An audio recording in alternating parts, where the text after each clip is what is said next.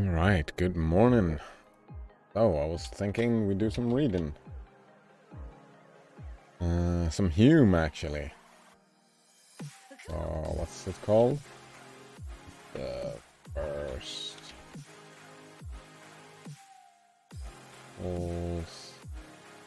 of government.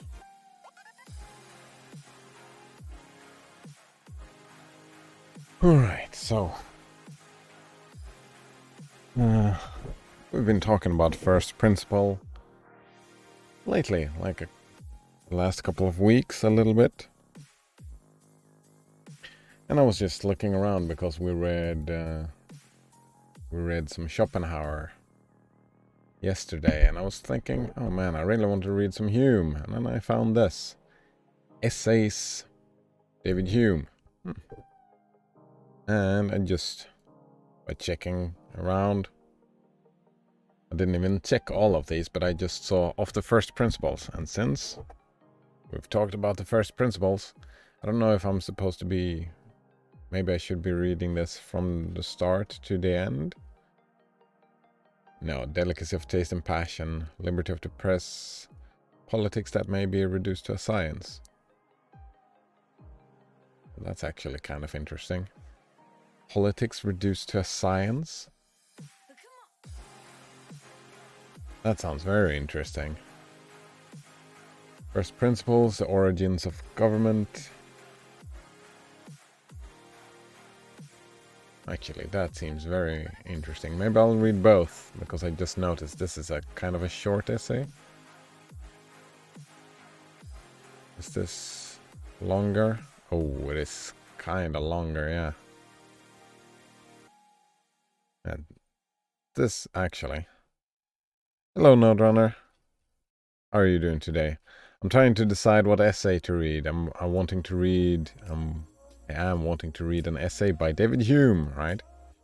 I was thinking, since we've been talking about first principles, so first principles of governments would be fun, but then I saw this, that politics may be reduced to a science. That interested me. What do you think? 1 or 2?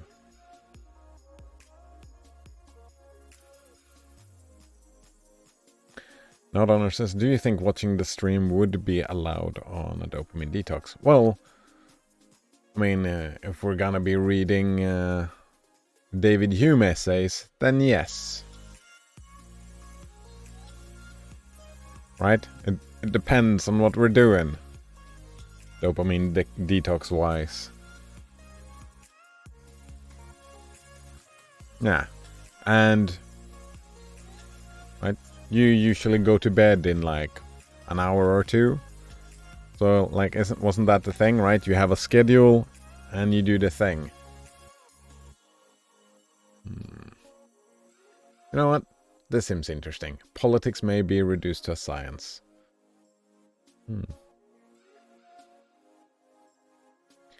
Nodrunner says, does it depend? I come here to talk to you, not to watch your game. Yeah, right. If you turn off and don't watch all the shiny colors and explosions and whatnot from the games. You just, yeah, you do audio only.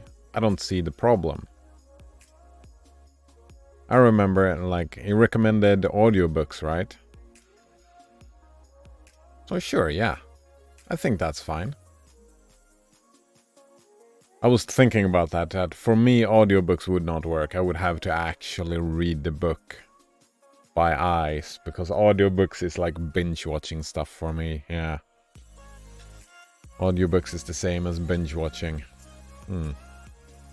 Alright, actually I want to change the title again. No,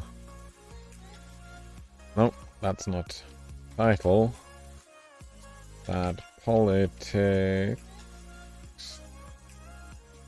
may be reduced to a science. There you go. No, says I've never tried audiobooks. You enjoyed fantasy, right?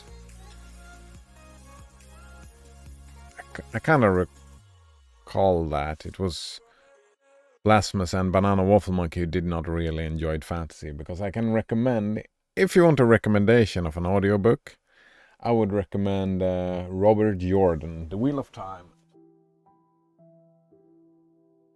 But in audiobook, right? Not this one is like the 10th. Yeah, that's the 10th book in the series. But there are like 13 books of this size. I listened to the audiobooks fairly recently. It was a journey.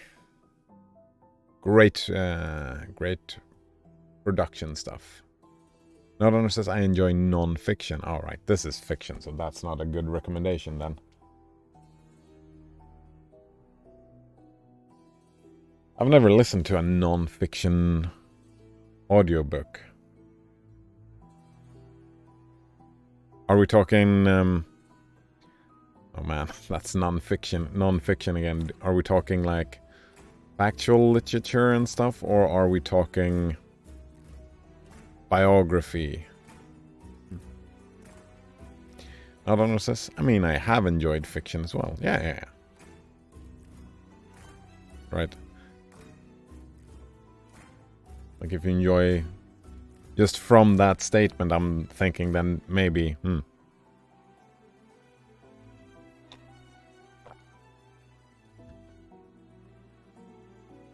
I tried to read the Witcher books. They were not for me. I read a couple of them. I haven't finished them.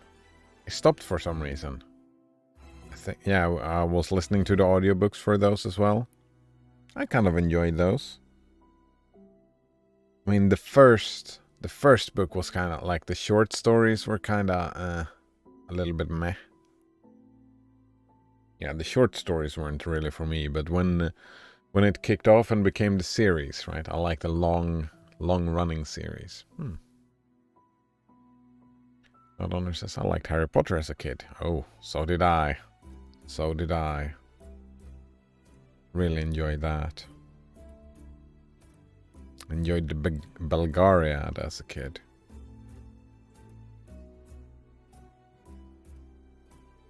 Many books. Many interesting books to read, yeah. Alright, you've never tried audiobooks, so I'm curious. Yeah. If you try a non-fiction audiobook, I'm curious. Right, if there is no... what's that called? Call it a red line in Swedish, but like... In like biography and fiction, there's a story, right? You start at the beginning... Well, not necessarily, you might jump around in the timeline, but there is a story that goes from beginning to end. Like... Factual literature doesn't really work that way. Maybe you can read it from start to finish. I usually jump around a lot, so I don't see how I could do that with an audiobook. Nordhunter says, maybe I'll find some fiction I enjoy. Maybe, right? Yeah. There's a lot of fiction out there. There's a lot of fiction. All right. Should we get started? That politics may be reduced to a science. Maybe a little bit bigger. Maybe even bigger. That's very big. Oh man, it's almost too big. One step smaller. Alright. It is a question with several whether there be any essential difference between one form of government and another. Wait. Several whether there be an essential difference. Oh man, that word. What does that mean again? Like, in this context.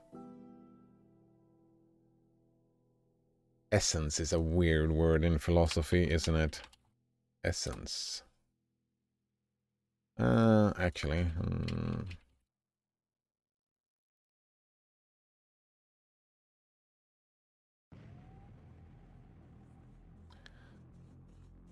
Alright. Essence is a polysemic term. Capacity or phrase have multiple meanings used in... Oh, of course it has multiple meanings. No thanks. Alright. And theology as a designating for the property or set of properties that makes an entity or substance what it fundamentally is.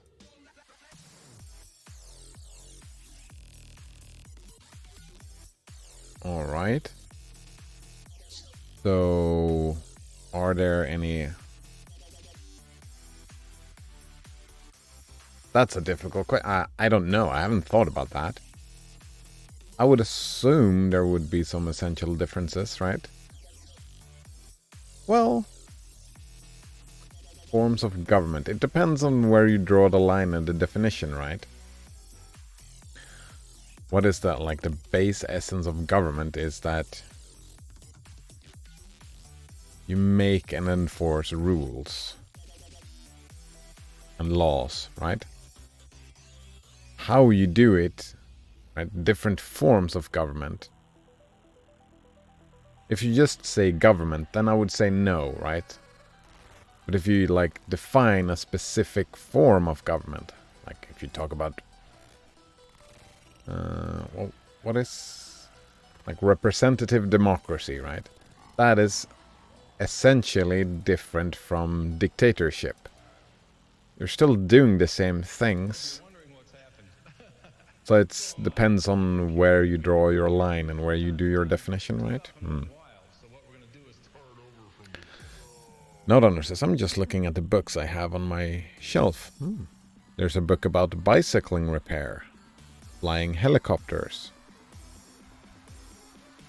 Supposed to... Swimming helicopters? Sorry, I couldn't resist. Language dictionaries. A big book about Egypt. Another book about space.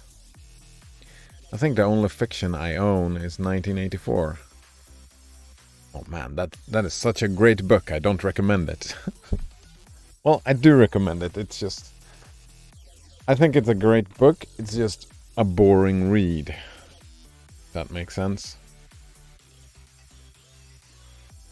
I think it has ideas and philosophy that sticks with you. But personally, I did not enjoy reading it. And I've read it like 3 times, I think. Hello, Banana Waffle Monkey. How are you doing today? Alright. We're in one sentence in of Hume's essay that politics may be reduced to science. We're also talking about what to read in the sense of dopamine detox.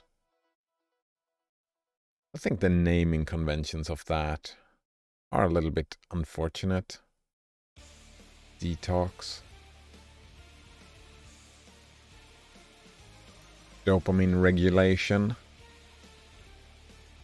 Period of dopamine regulation. I don't know.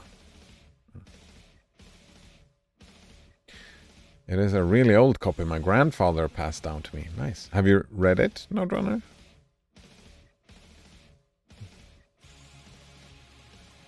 Well, that is a good thing, right? That I enjoyed that strategy when I started doing some games, right?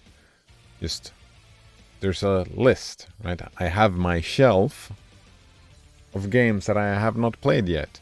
So you have your shelf of books that you might not have read yet. So maybe...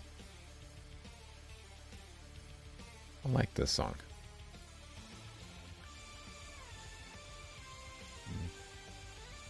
I haven't read it since I was a kid.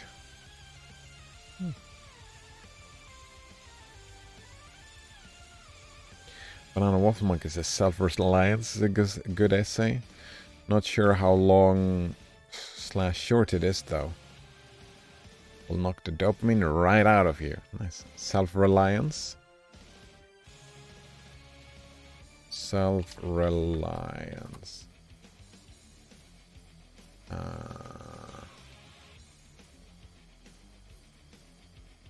By whom? This one? Bartleby?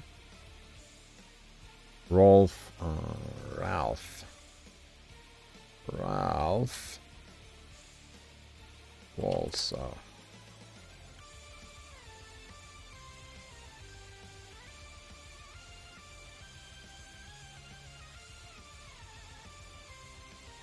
This one, right? Alright. We can start this tomorrow, I guess. This is probably a 2-day thing. I'll put it there. And hope I don't forget until tomorrow. Thanks for the tip, Banana Waffle Monkey. Thanks indeed. Not on says I've read all my books. Oh, there we go. I haven't read. I've read most of my books. Got a lot of books.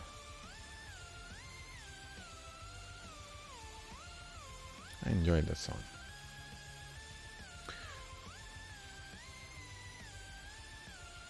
Alright, so the first question, it's a matter of definition, right? What do you define? Where do you draw the lines of what is a government? And if you just say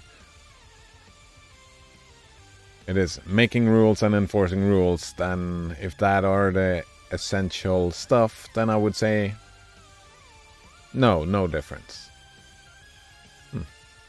And, continuing to this question, and whether every form may not become good or bad and whether every form may not become good or bad according as it is well or ill administered. Oh.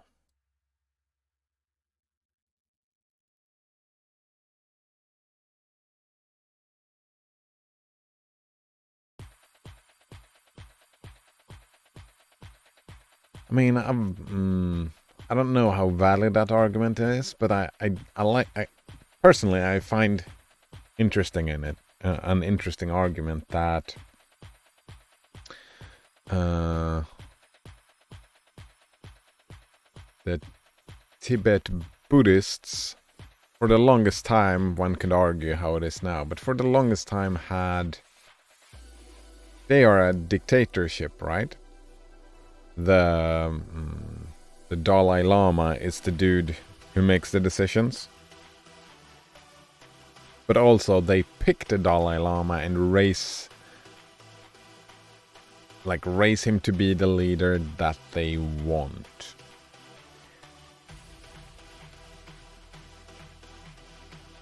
So, actually, I'm not quite sure. Is he a good leader? Do they enjoy the Dalai Lama as a leader? Are they happy? Successful? Whatever? I mean, this is very...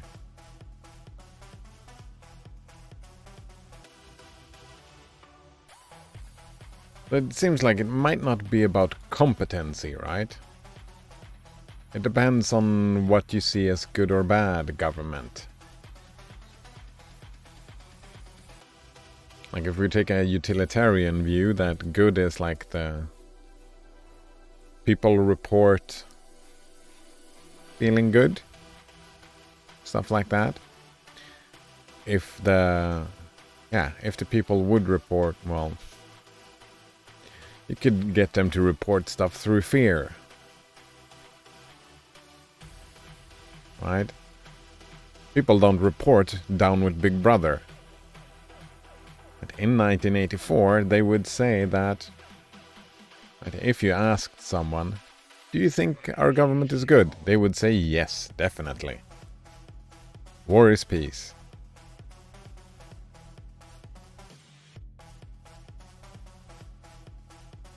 So that's not a good metric, is it? We can't measure people's feelings and subjective ideas.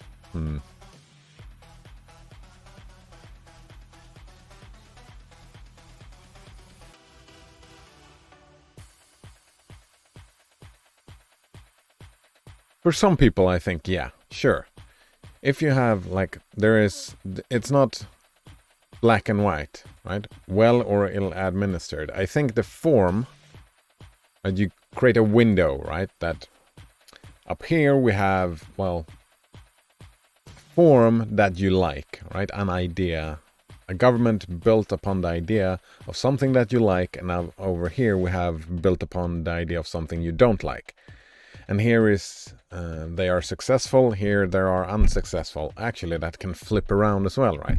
If you have a government idea that you don't like, but they are ill administered, you might enjoy that government, right? Because even though their idea, you don't like their ideas, they're so terrible at administering them, so you end up with something that you do like. And on the flip side, you can have a government with ideas that you do like, but the implementation is so terrible that you still don't like it. I think, yeah.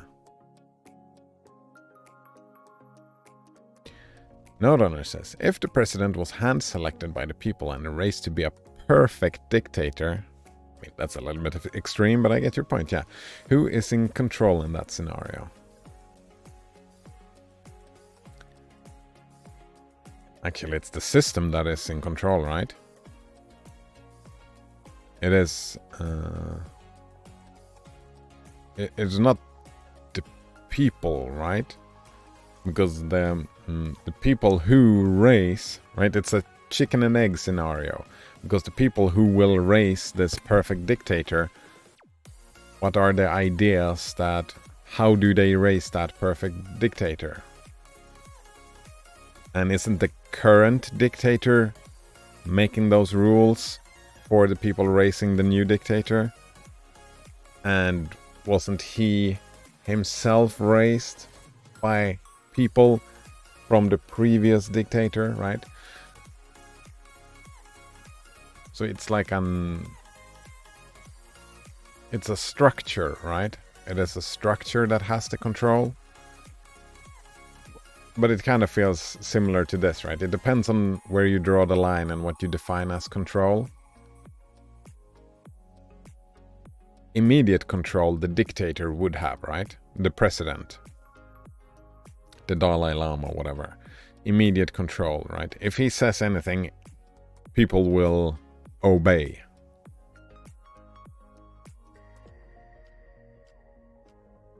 But he obeys a code of ethics, right? That was written years and years and years ago. So maybe the people who wrote those books? Actually, not even that.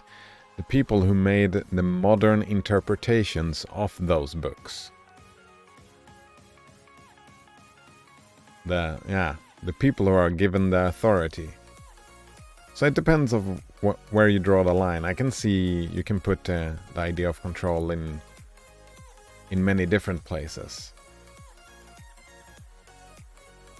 Just in an immediate situation, right? The dictator, like if everybody obeys the dictator, like the most straightforward type of control, I guess, yeah.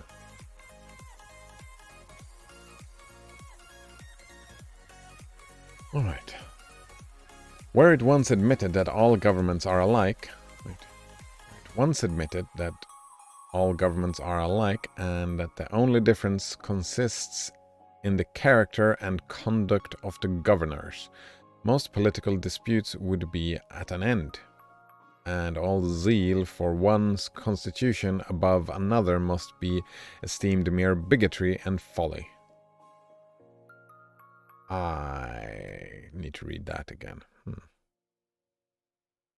First, though, Note says, remember how I yesterday spoke about how Apple Silicon has integrated the hardware and software by having background processes that uses efficient cores? Yes, I remember. I was reading a lot about ISA. What's that again? Yeah, RISC and ISA, right? What is instruction set architecture? There we go.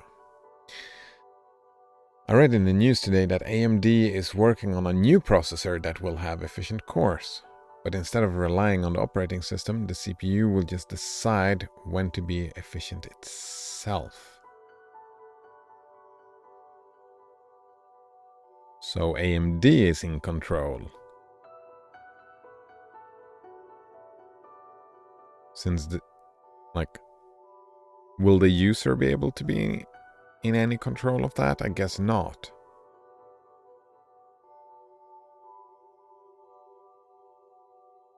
Assuming they make a good job. I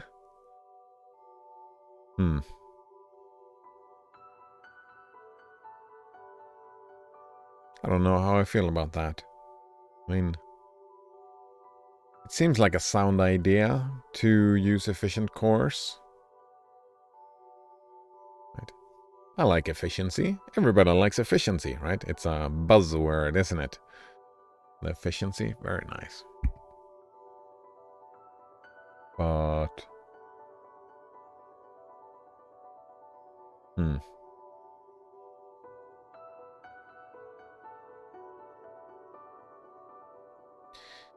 just doing itself, though?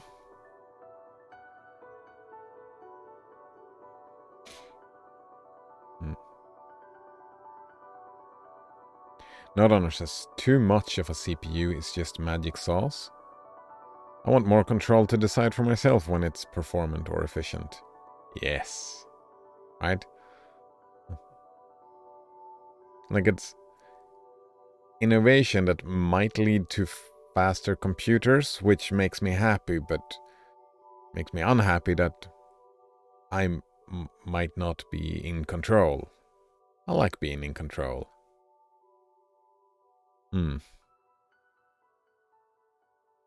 I really like the idea when reading into the risk instead of CISC attitude. It sounds like exactly my attitude to computing, right? Minimalistic. Take away all the bloat. Take away all the bloat. Which sounds good to me. Yeah.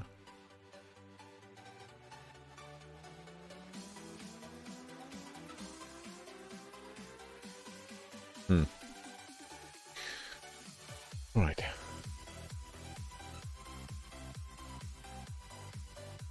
A little bit too hyped. Right. Where it once admitted that all governments are alike and that the only difference consists in the character and conduct of governors, most political disputes would be at an end, and all zeal for one constitution above another must be esteemed mere bigotry and folly. We were talking about constitutions yesterday, right? And that is what he's talking about here as well.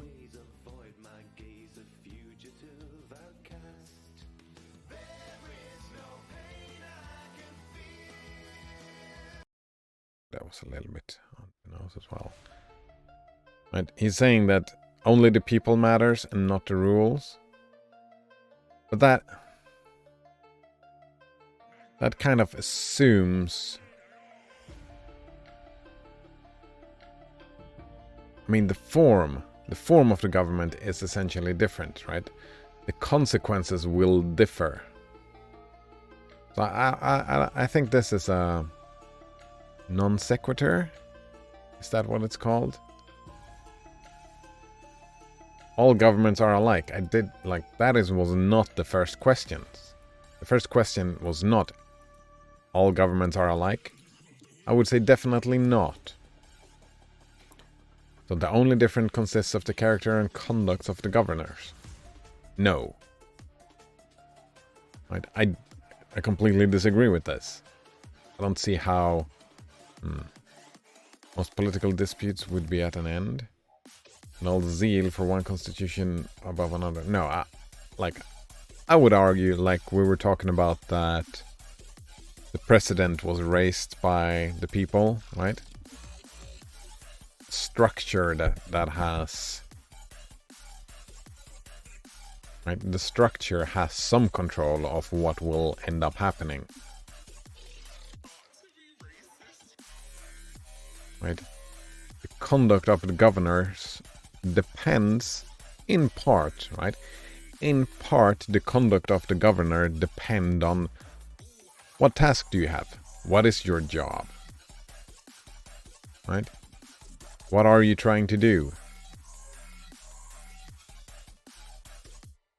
So, yeah, I don't know about that.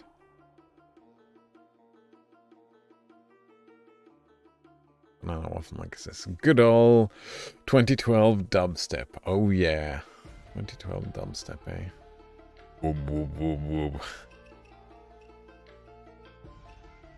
Good stuff. I didn't listen to a lot of it. I just heard the most popular ones. Oh, there were these songs going on repeat. I remember living in a university dorm. Just hearing dubstep over and over and over again.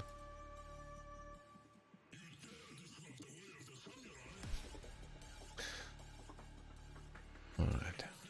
But, though a friend to moderation, I cannot forbear condemning the sentiment, and should be sorry to think that human affairs admit of no greater stability than what they receive from the casual humours and characters of particular men.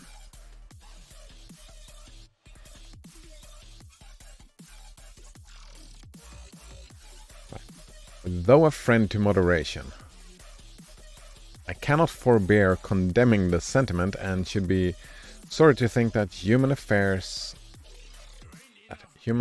admit of no greater stability than what they receive from the casual humours of characters.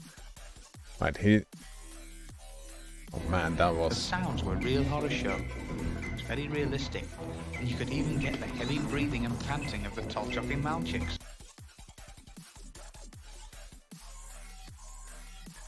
Note Honor says, measured political discussion accented by skull-shattering dubstep. I thought that was fine, wasn't it? Like, yeah. Skull-shattering? I don't know about that. Alright, is he just fancy to be fancy? It seems cryptic.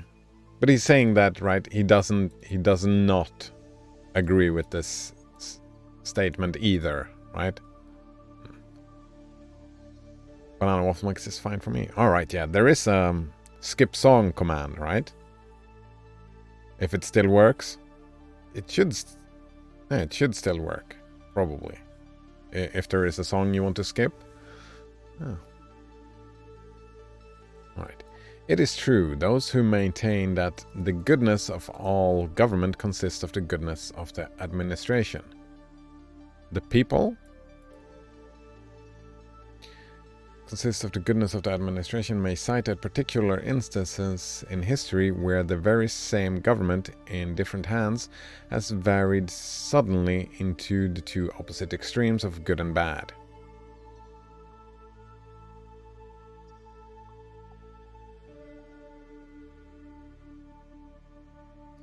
That is actually an interesting... I wonder if that is where he's going with this discussion, right? Do we want the politicians to have a lot of control, or do we want this... Actually, that's the two parts of governments, right? That's what I started out saying. You make the rules, you enforce the rules. The people who enforce the rules, right? There we want a system in place. So that what the person in the job, like their casual humors and characters, like how they are as a person, doesn't really matter. They have a clear job description what to do, right? No room for bias. But the people who makes the rules, right? Like assuming democracy here, like I kind of like the idea of democracy, right? Not necessarily representative democracy, but right, the people who make the rules, they have to be introspective, and it's about their character, right? What do I think? What do I believe? What is the goodness, right? That is the subjective part of government. So I would say there are two aspects to the thing, right? And one side of it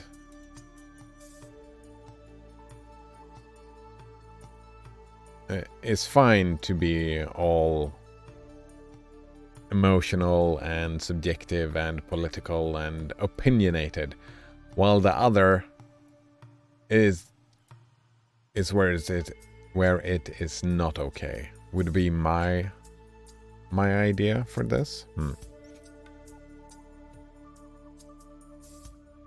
Note says the dubstep is fine. It's the political discussion I'd like to skip. Oh? That surprises me. You'd like to skip the political discussion?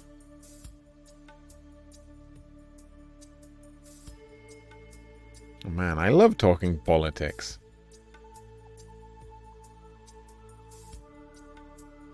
It's gonna be a while. Like let's see, how far have I gotten into this? I'm not even 10% in. Well, maybe 10. No, not even 10% in.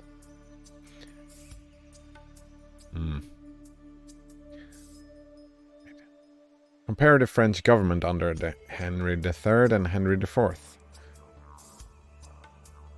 I don't know these. Oppression, levity, artifice on the part of the rulers.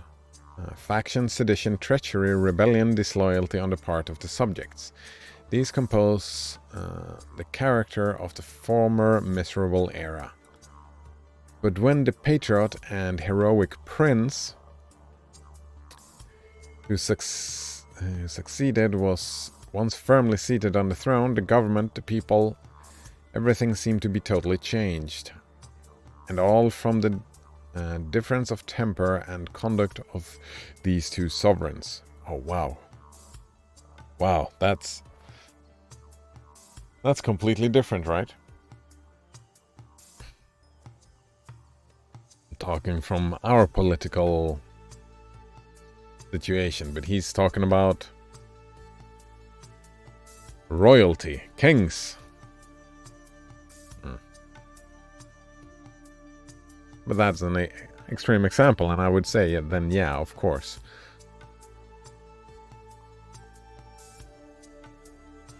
I mean, that system in place, right? That's not really a form of government. That's a very simple form of government. Like, we have one dude, and that dude, I mean, I suppose it is a form of government, but it does not lend itself to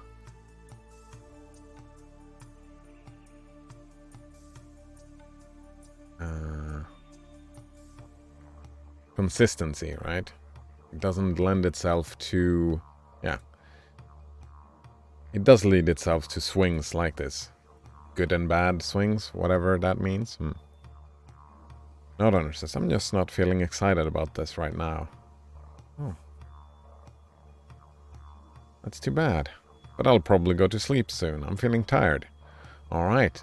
Since you're not feeling excited about this and feeling tired, then, I mean, I'm just gonna keep on going. I hope you don't mind. And yeah. We'll just, since you're not in the mood, you'll just get more bored and tired. That's actually, that is what I like about the dopamine regulation thing. You've heard me before arguing for just be bored. Spend more time being bored. Oh.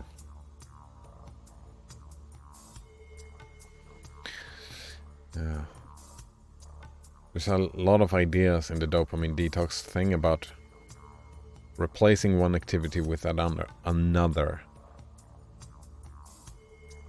But I've always found it easier to me personally, right? Just not doing stuff. Noodler says, I don't feel bored much, even when I'm not doing anything. Oh, that's interesting. So maybe you should do something really boring. That's the dopamine detox. Actually look for some, well, fuck, I don't know.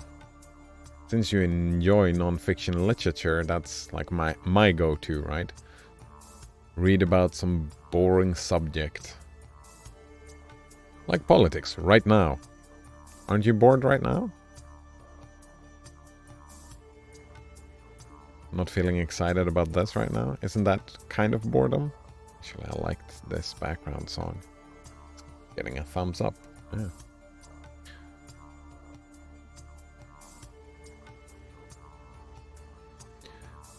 Where were we?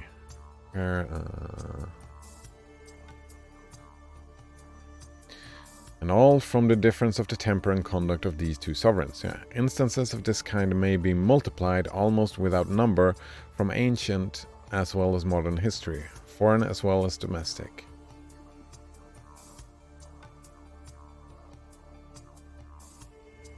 Yeah, and isn't that kind of the point of democracy, right? That you, instead of having the temperaments and conduct of like a single person, you try to like balance it by having multiple people, right?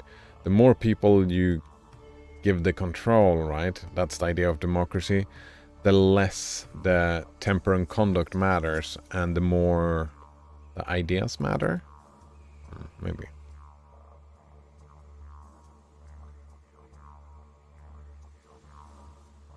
Nordhorner says, not really boredom, just a lack of excitement. Doesn't offend me, it's just not interesting. Thanks. Isn't that exactly boredom? A lack of excitement? Isn't like the two ends of that scale, right? At one end you have boredom, on the other end you have excitement. Doesn't offend me, it's just not interesting. Not a lot of stuff that offends you, though. I don't know. Actually, I'm trying to think. Some stuff offends, like, not in politics.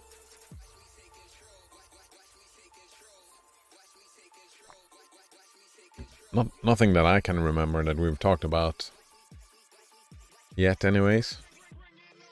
Maybe one day we'll find something that offends you. Nordhorner says, nope, boredom is a very specific thing. Right, there we go. Can you give an example of what your idea of boredom is? And when you feel it?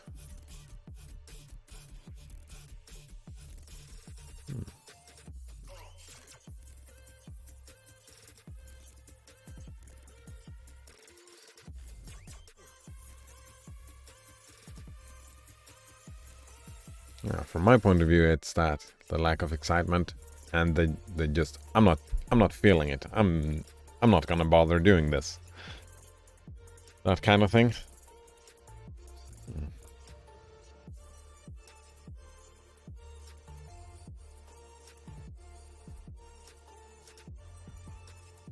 Actually, I haven't really thought about it that much. Because I can feel bored just doing nothing. Just staring out a window, doing nothing, and be bored.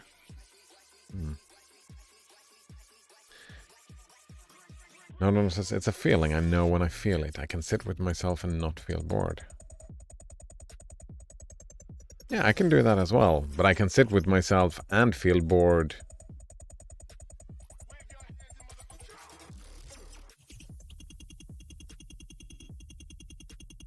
Alright, yeah. I think I get what you're saying, right? It is a feeling of its own. It's not a lack of another feeling. I would have to agree with that point. Yeah, it is. It's its own thing. Boredom. Yeah, it's not just a lack of excitement. It's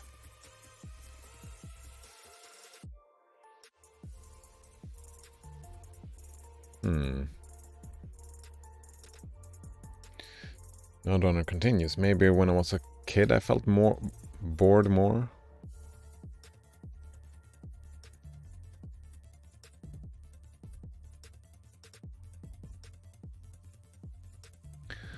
Like, what about this? It's a feeling of I don't want to be doing what I'm doing right now. Instead, I want to be doing something else. It's a feeling that kind of drives that kind of thing. Because I was thinking of a kid like sitting in the classroom and just You know, just tapping on stuff.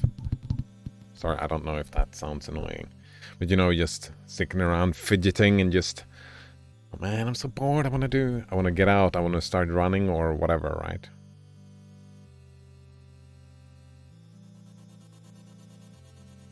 And that's not a lack of excitement. It's about being bored with what you're doing and wanting to do something else. Maybe?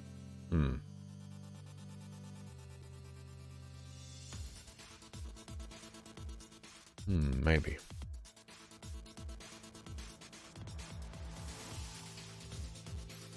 Yeah, kids have lots of energy. Indeed, lots of energy.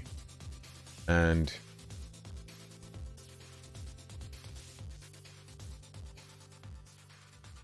right, and as you get older, kind of makes sense. You get more content and you get more patience. You learn how to, yeah, to handle your boredom. Maybe get less bored in general, yeah. You get more agency as well. The older you get, the more agency you get, and the less time you spend in situations where you don't want to be. Maybe? Northerners says they don't want to sit still and just do nothing. Well, one would argue sitting in a classroom is doing something, like you're actively listening. Northerners says adults are like chill, we can sit still without losing our minds. That's very interesting. Does that come from just being forced to sit in school and just learn to sit still without losing our minds? That we just learn to deal with it? Banana Waffle Monkey says, I sure for shit don't. That's actually what I was thinking. I was wondering that, yeah, as adults, I think we move in that direction, but I wonder how much of moving in that direction is forced upon us, so to speak, rather than just part of growing older. I don't ask, do you have ADHD? I have a lot of things, but yeah. That's Banana Waffle Monkey, right? It's that kind of stuff, right? Unspecified ADHD disorder.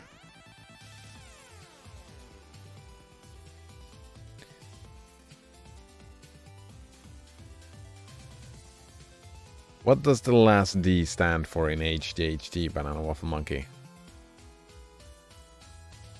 Attention deficit hyperactive.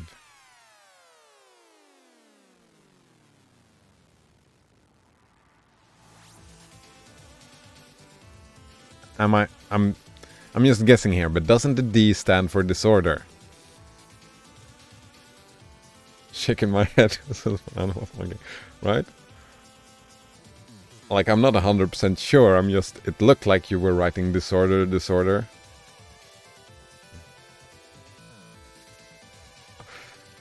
No, it's just lol out loud. Exactly, lol out loud. Oh man, I didn't even see shaking my head in my head. Oh man, that just went. Oh man. Unspecified. I didn't know you could get specified ADHD. Undiagnosed, maybe. I don't know. Yeah, I had that. I get that from time to time, right? I have my diagnosis, and sometimes I feel like that's just personal traits. And I feel the same about ADHD, right? There are some personal traits that gets labeled because it's different. But then we have moments like yesterday, like that was such a typical autism moment, right? Holy shit. Like we were reading the same words, but I was reading one text and Blasphemous was reading a completely other text, even though we were looking at the same words. That was so very, very autistic. Yeah. Let's see. Multiplied almost without number from ancient as well as modern history, foreign as well as domestic. Yeah, all right. He's saying that there are a lot of examples where the form was the same,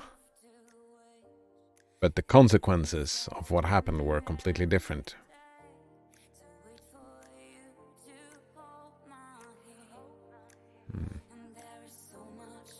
No, Donner says, I'm not sure what you're talking about. Oh, right. You weren't here at that time. We were reading another essay. We're reading this essay by Schopenhauer on suicide. This here, we were reading this.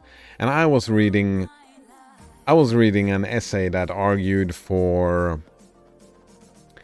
decriminalization of suicide. Well, Blasphemous was reading an essay that was about, it was criticizing Christianity. And like, not really, well, like a supporting argument for the separation of church and state. That's like, yeah, that was very weird. Reading the same text, but it was like two completely different interpretations, right?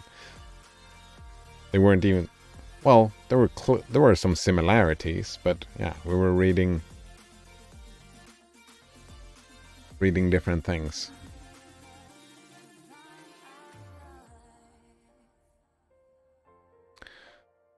Which kind of like lends credence to, right? My mind doesn't really work the exact same thing. I was taking everything at face value, while Blasphemous was reading in between the lines, and I would just completely miss that. No one says, why is that weird? Everyone does that all the time.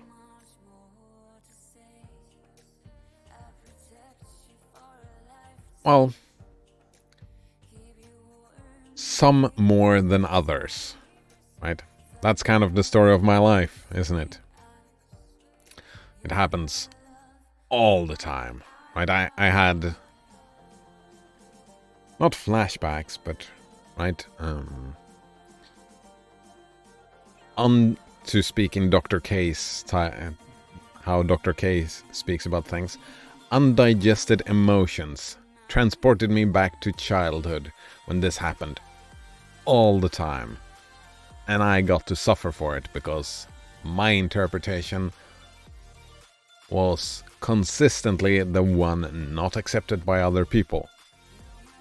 So I was weird because I was different.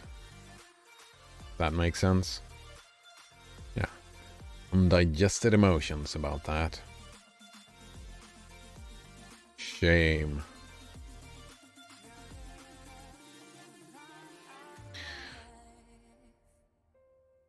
Alright. But yeah, everyone does that all the time. It was just weird because it was so different, right? Our interpretations of the thing, so different. Oh. Alright, here we go. But here it may be proper to make a distinction. Yes, all absolute governments must very much depend on the administration. And this is one of the great inconveniences attending that form of government.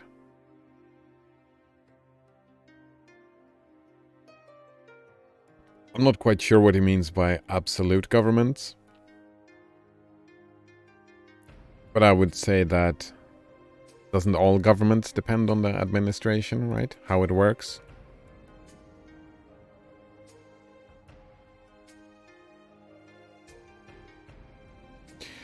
But a republican and free government would be an obvious absurdity.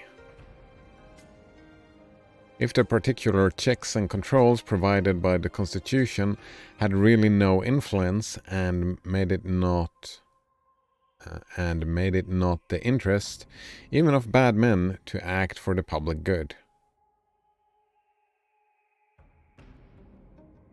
Republican and free government. Obvious absurdity, I suppose.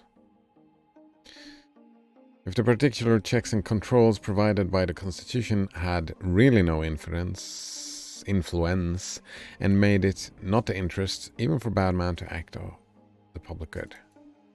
Yeah, right? That I agree with, that,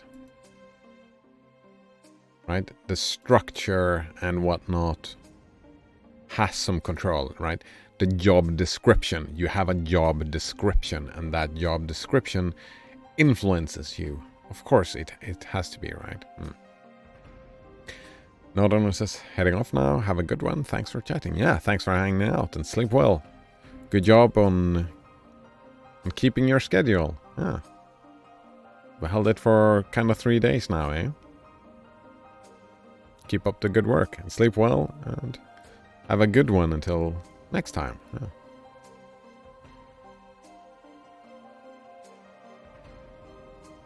Act for the public good.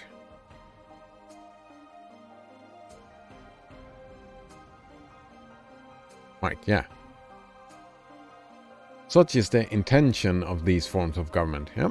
And such is their real effect, where they are wisely constituted. As, on the other hand, they are the source of all disorder, and the blackest of crimes, where either skill or honesty have been wanting in their original frame and institution. Wait, what?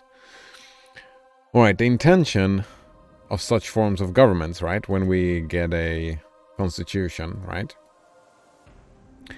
is to, it doesn't like to reduce the importance of the people having the job, right?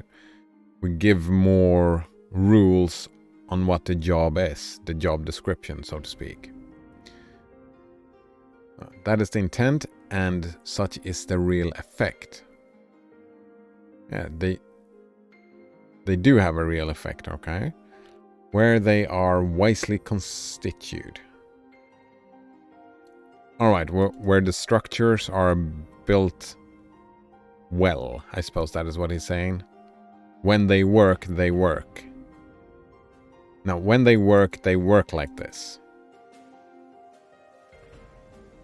Alright. As, on the other hand, they are the source of all disorder and the blackest crimes, where either skill or honesty has been wanting in their original frame and institution. Oh, right, actually, if the ideas are not built properly, I mean, he's a bit extreme here, right? All disorder, that's kind of extreme. And the blackest crimes, that's also kind of extreme, but I get that point, and I would agree on the point that, right, with a bad job description, whoever sits on the job will make a bad job, right? If you,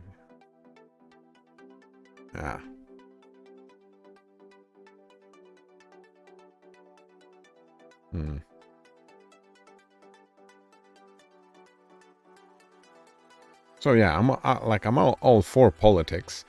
I'm all for discussing and semantics, right?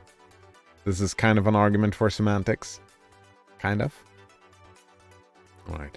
So great is the force of laws and of particular forms of government, and so little dependence have they on the humours and tempers of men, that consequences almost as general and certain may sometimes be deduced from them as any which the mathematical sciences afford us. Wait, let's go with this again.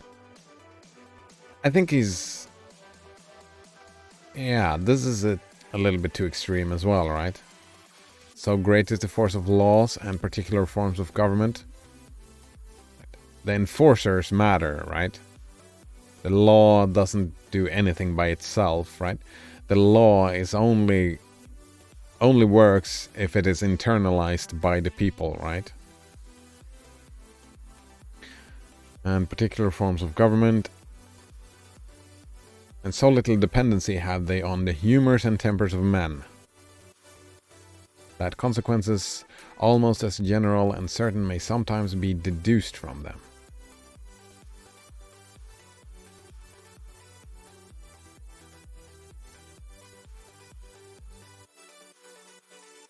Well, sometimes, yeah, right? Right, if you make something... If you make something that will be in the human... Right, it's not alone. Here we go. You cannot deduce the consequences by the laws themselves. You need more knowledge, right? Like when they made pirating illegal, right? Consequence is that there are a lot more criminals. There will be a lot more criminals. Like when you do drugs illegal or narcotics illegal, you will increase the black market, right? Mafia and stuff like that. That will be a consequence, but it's not because of the law. It's because of the disconnect between the law and the humors and tempers of men. Humans. They all talk about men, right? They don't care about women. It's only men who are actors, right? That's weird. As any which the mathematical sciences afford us.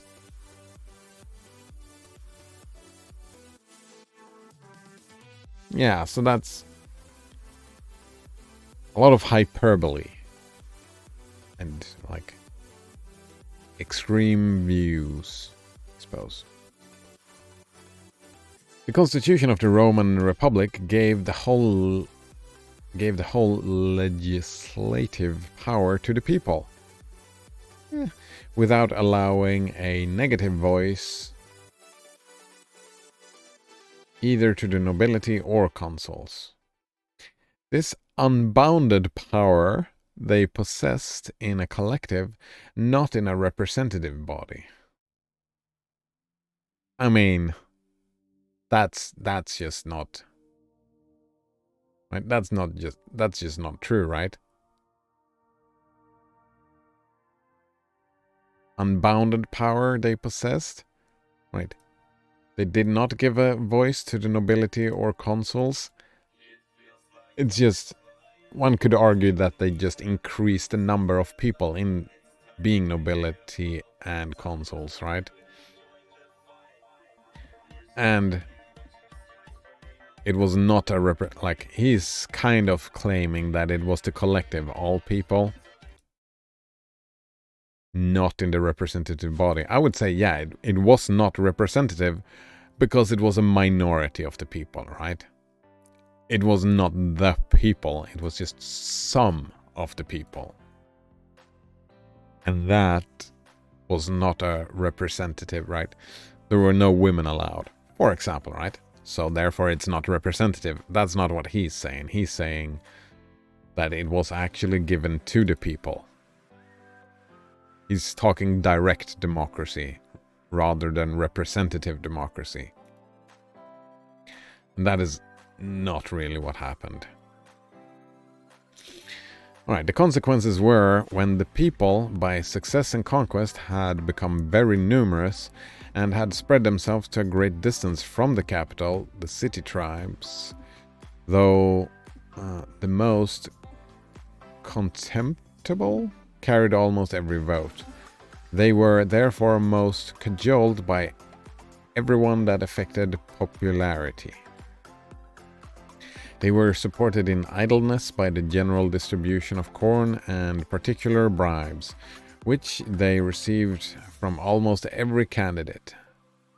By this means they become every day more licentious? That mean licentious? Lacking moral restraint. Here we go. Licentious, and the campus marches was a perpetual scene of tumult and sedition. Armed slaves were introduced among these rascally citizens, so that the whole government fell into anarchy, and the greatest happiness which the Romans could look for, the despotic power of the Caesars. Such are the effects of democracy without a representative. Yeah, right. I'm not buying this. I'm not buying this at all. It feels like another non sequitur, right? It does not follow, right?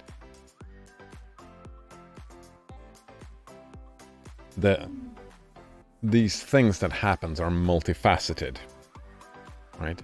It's not just one thing leads to one other thing. There is like a lot of things leads to the thing. Actually, he was talking about that earlier, right? Maybe the form, maybe they... Right? Just having direct democracy does not lead to this. Not necessarily, right? This type of direct democracy led to this. Like, the structure led to the... Like, I'm assuming that these things happened. He was a historian, right? Just give me a fucking chance to breathe. I got a few questions of my own. You ain't dying, he is.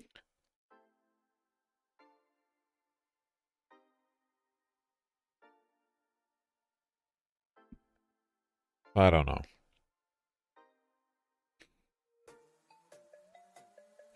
A nobility may possess the whole or any part of the legislative power of a state in two ways. Either every nobleman shares the power as a part of the whole body, or the whole body enjoys the power as composed of parts.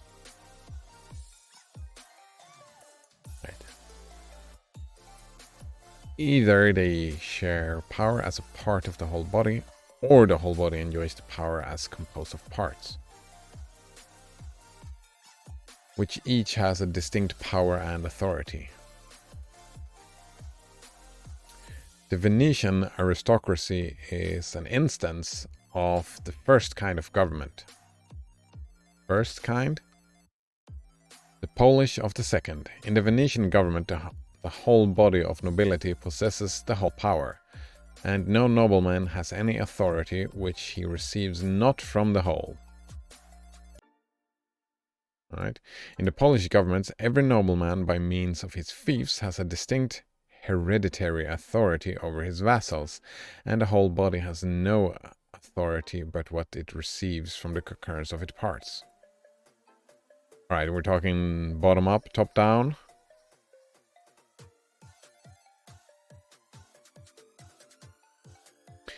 The different operations and tendencies of these two species of government might be made apparent even a priori.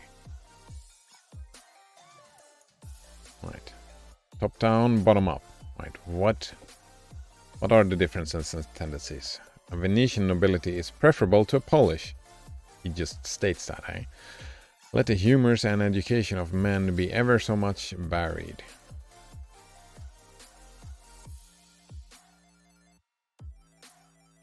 And Venetian was the bottom up, right?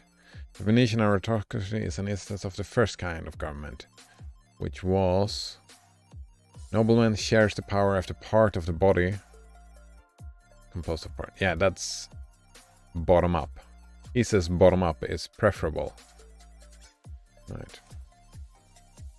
It's preferable to Polish. Let the humors and education of men be ever so much varied. A nobility who possesses their power in common will preserve peace and order, both among themselves and their subjects.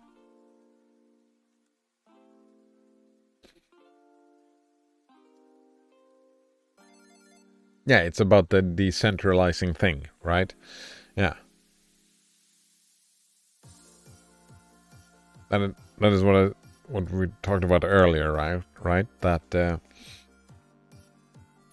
you don't have one person. Instead, you split it up and like have a lot of people. Right? The humors of one person doesn't matter.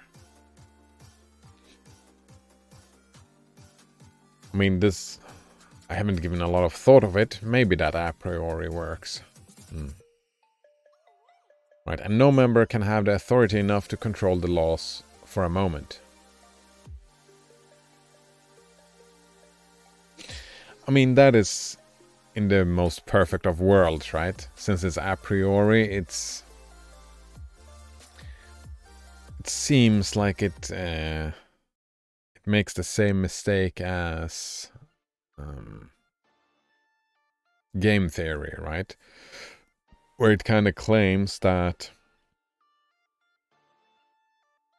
they are rational agents. Right? And power corrupts. They still have a piece of the cake, right? They just have to share the cake with others. But what could happen, right? Now we're not a priori anymore, but like from experience, what happens is that some people will try to gain more and more control of the laws, right? They will try to gain this authority over others. And there will be infighting and whatnot.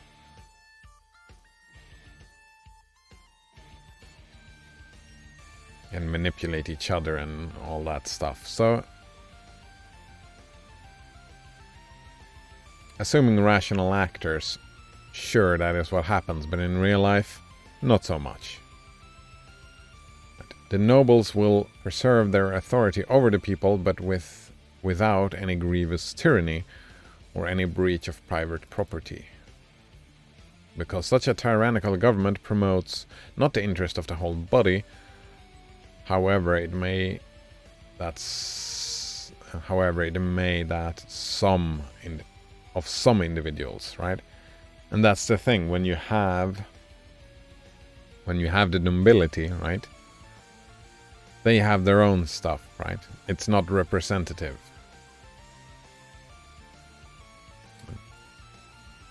Yeah, they don't have the interests of the whole body. They only have the interest, like, all these people are not of the whole body, it's just the head.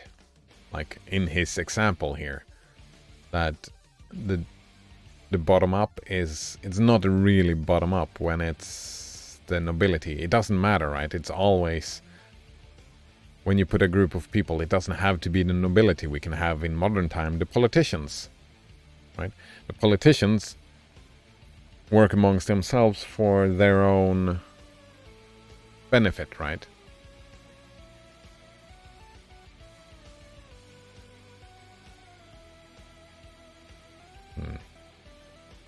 Right. There will be a distinction of rank between the nobility and the people, yeah, but this will be the only distinction in the state. The only?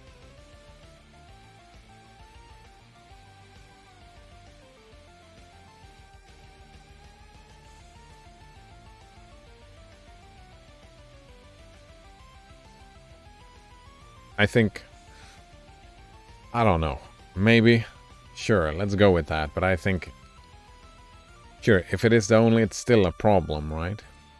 It's still, yeah, that distinction, right? It's, the nobility will work for the nobility, not the people. That is what happens from this very argument that he's saying, right? A priori. A priori, the nobility will work for the nobility, not the whole body. That's this whole argument. The whole nobility will form one body, yeah, and the whole people another. Without any of those private feuds and animosities which will spread ruin and desolation everywhere. Alright, yeah. He's comparing it to warlords. Fiefdoms.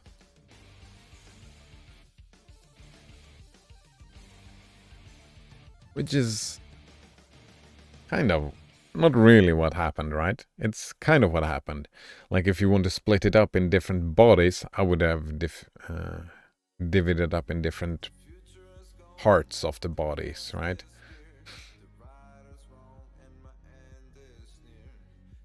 Like I was saying, the head, the nobility would be the head. But if you want to divvy it up in different bodies, then you have the upper class being one body, the middle class another, and the lower class another, right? And there are other differentiations we can still do, I suppose.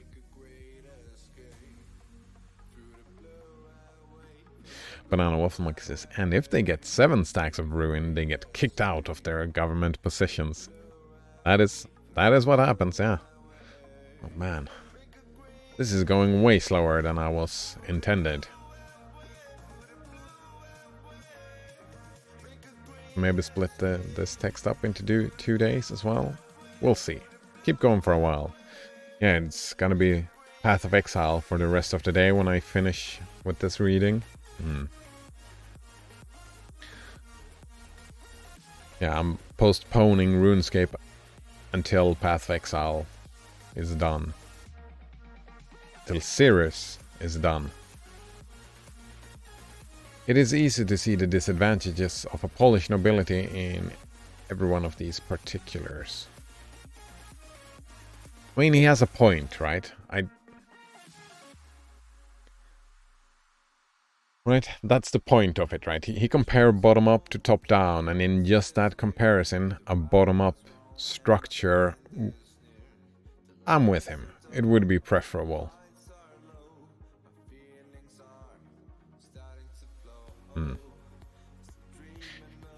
It is possible so to constitute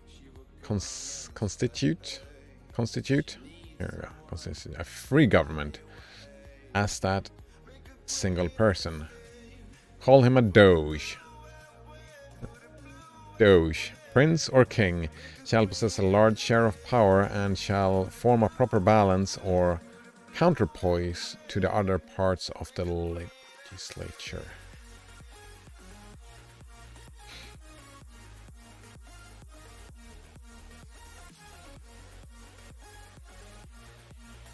What does it mean? It's like the Queen in England. She can get like a balance and control over the government. She can go in and say, well, this doesn't really... You're doing a terrible job. It's running out of hand. Maybe? This chief magistrate may be either elective or hereditary.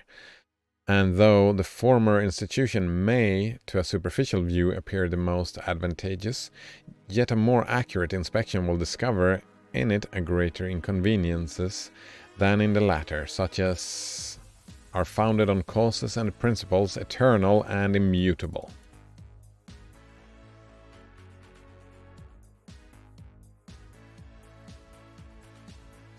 Yeah, right. Just like the Dalai Lama is raised to rule in a certain way, one could argue that the king is raised to rule a certain way. Interestingly enough, though, is kinda that his argument just 2 paragraphs ago was that these eternal and immutable principles doesn't work, right? Because the only thing that matters is the humors of the king. Or prince, or doge.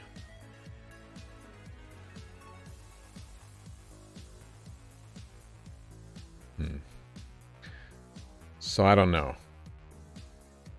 The greater inconveniences, it kind of feels like he's trying to have his cake and eat it too, right? It feels like it.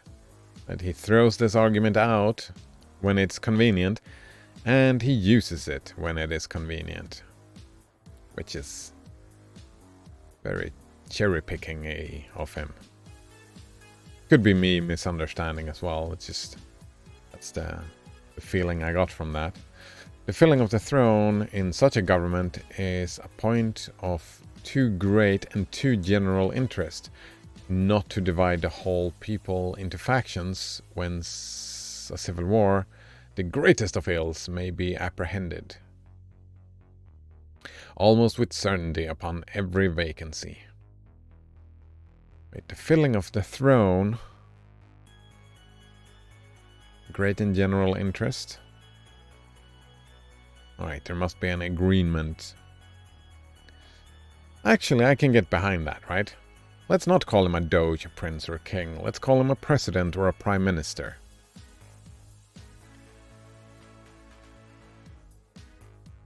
And I think that should be, like, there's a job description, right? And if they don't... Yeah, I think the mistake we do nowadays is, like, both... Yeah, like in Europe and US, right? In both those, we do have we instill one and they sit for 4 years and then they sit for another 4 years. Like, since I was talking about, right, their job description should be very strict, right? It should be based on not eternal principles, but and not immutable ones either, but it should be a strict job description. This is your job. Do your fucking job. Strict guidelines of how that job is done, right? So it's only about competency. How well can you fulfill that job description? Right? Your humors and whatnot, right? If you start doing stuff based on emotions and not fulfilling the job descriptions, you get fired. Right? And I would say that that one could be by like a popularity contest, right? Where if, I don't know, 60-70%, like if we're talking approval rate, right? If you fall below something like that, then it's time to replace you.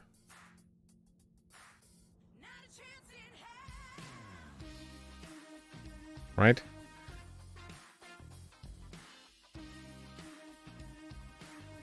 Some would probably argue that, well, if you have that, and you would have to replace it more often than every 4 years. And that may be the case for a while. But what would be the consequence, right, of replacing all the time? People don't get into the job and start building the competency to actually do the job in a good way, right?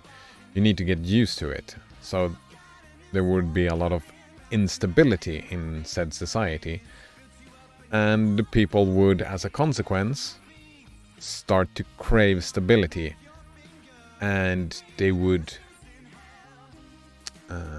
their threshold for approval, right, for the approval of whoever's sitting at the top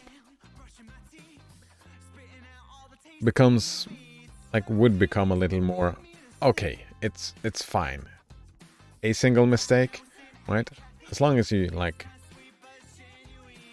as long as you say, I'm sorry I made a mistake, then, right, I'm guessing here, but that would probably be the consequence, right?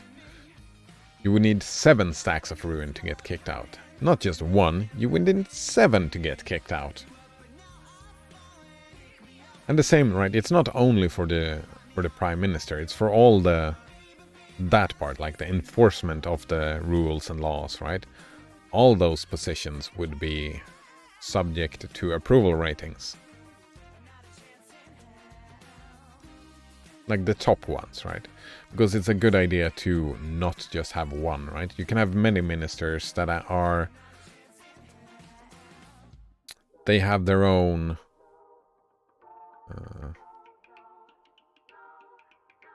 responsibilities, right? Right. For schooling, for example, you can have for schooling, you could have health ministers and whatnot, like similar to what we already have. And they all, right? If there's a problem with the healthcare system, then maybe it's not the Doge or the Prince or the Prime Minister or whatever who gets kicked out. Maybe it's the Minister of Health. Right? Credit where credit is due. You have to make sure that the person who's actually not doing a good job is the one getting replaced. One could argue that it's the Prime Minister's job to hold them accountable, and sure.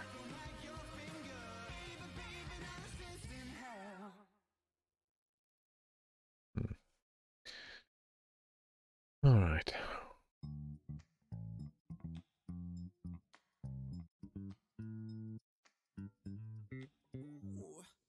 The prince elected must be either a foreigner or a native.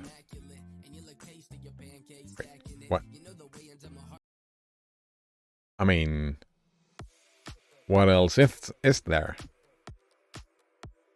Prince elected must be either a foreigner or a native. Alien?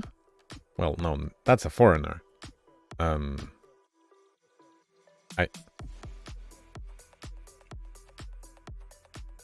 Like, they must be a human. It doesn't even say that, right? It could be a foreign dog. Doge, so to speak. The former will be ignorant of the people whom he is to govern, suspicious of his new subjects, and suspected by them. That's sus. Giving his confidence entirely to strangers, who will have no other care but for enriching themselves in the quickest manner, while their master's favor and authority will be able to support them. A native will carry into the throne his private animosities and friendships. I see it, and will never be viewed as his elevation without exciting the sentiment of envy of those who formerly considered him as their equal. Oh, right. I get it.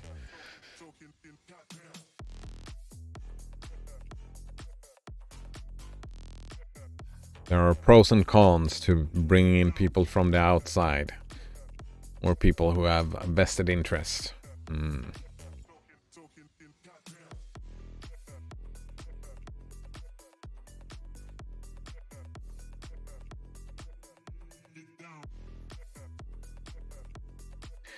Alright, I think that, sure, these problems might be, but they are...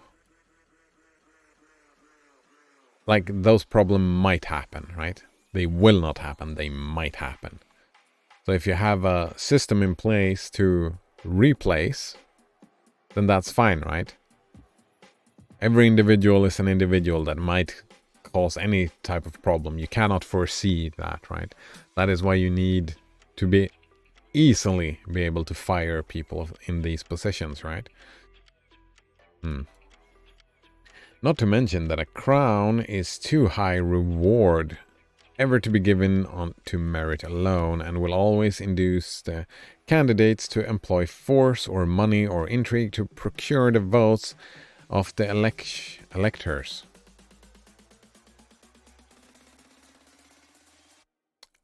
That is what we see today, yeah. So that such an election will give no better chance for superior merit in the prince than if the state has trusted the birth alone for determining this sovereign. Yeah, actually, that's a very good point, right? That's since we allow the politicians to put people in this situation right now, they are always politicians. Well, except for... actually, not always. In Sweden, they are always. Most recently in... well, not most recently. The former US president, for example, was not really a politician, right? But he was also not given it by merit alone, right? It was just throwing a lot of money at it. And charisma, money and charisma. Intrigue, yep. Force, yeah. Like throwing all of those things on it, right? It was not merit alone. So how do you create a merit system? And that would be an approval thing, right? Yeah. That is the thing. The thing is not, you don't choose, like the focus should not be on choosing someone who sits there. The focus should be kicking out someone who's not doing a good job. Right? Ooh, I like that. Yeah, the focus is not assigning the seat. Sure, assigning the seat you can have like a committee doing whatever, right? Like a committee of representatives of the people. Right? You can have politicians assign someone. No. But no, that doesn't really work. No, you can. From popularity. It's fine assigning from popularity, I guess. But they should be scrutinized and get fired. And it should be easy. That should be the focus of the policies, yeah. Firing people who's not doing a good job.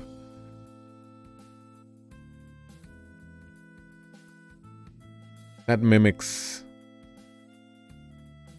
evolution, right? We eliminate the one that doesn't work for us. That doesn't help. Actually, I really like that. It may therefore be pronounced as a universal axiom in politics that an hereditary prince, a nobility without vassals, and a people voting by their representatives form the best monarchy, aristocracy, and democracy. Just no. Like, he's doing a lot of non sequiturs, right? But in order to prove more fully that politics admit of general truths, which are invariable by the humor or education either of subject or sovereign, it may not be amiss to observe some other principles of this science which may seem to deserve that character. Alright, he thinks he's done, but he's gonna do some supporting argumentation. He's made his main point, but he's gonna do some supporting stuff. So actually, I'm thinking that this, since I've been doing this for 1.5 hours, that's enough. We might read the supporting stuff tomorrow. Also, it's a good ending point, because it might trigger me to remember this idea that it's about firing people. It's not about electing people in positions of power. It's about firing them. That is a helpful attitude. Yeah, I think I'll like that as an end point. And continue from there tomorrow probably. Yeah.